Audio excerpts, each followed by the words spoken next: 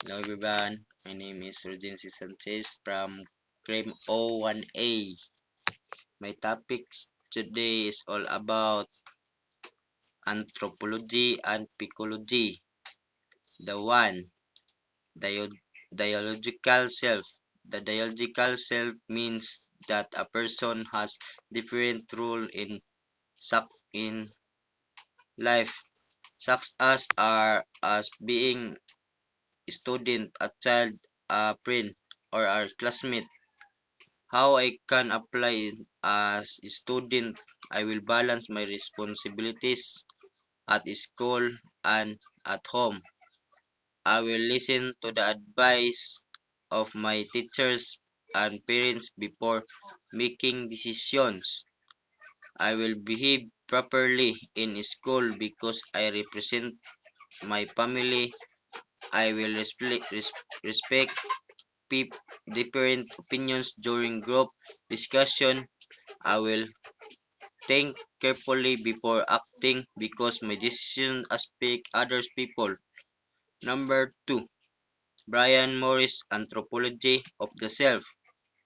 Brian Morris believes that people understand themselves through their experiences, cultures, and relationship with others.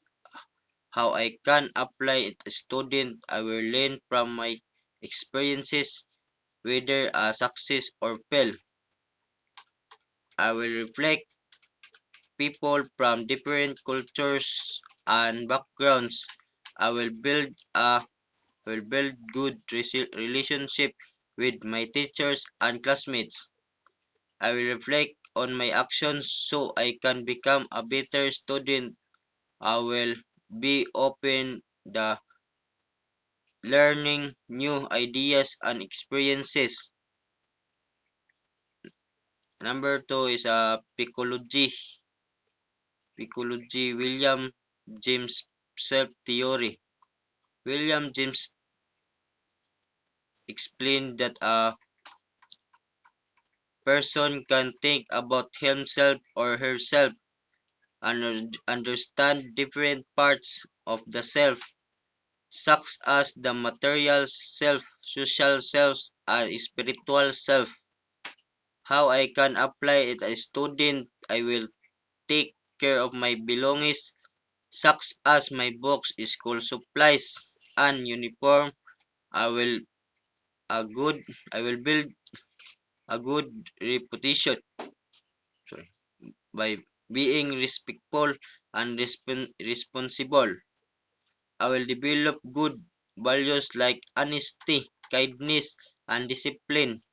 I will think about my actions before making decision. I will improve myself not academically but also morally. Global model of the self. The global model see that a person should be understood as a whole, not just my one characteristic. How I can apply the student, I will not judge my classmates based only in their grades.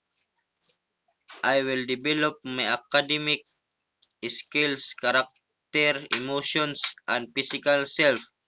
I will understand that every student has different strengths and weaknesses. I will treat everyone fairly and with respect. I will focus on my improving all aspects of myself, not only my academic performance. Anthropology, cultural ideas, identity struggles, psychology, real self and ideal self, true self, and false self. Their concept are simple, practical, and have a many real life example that you can easily relate to as a student. That's all. Thank you.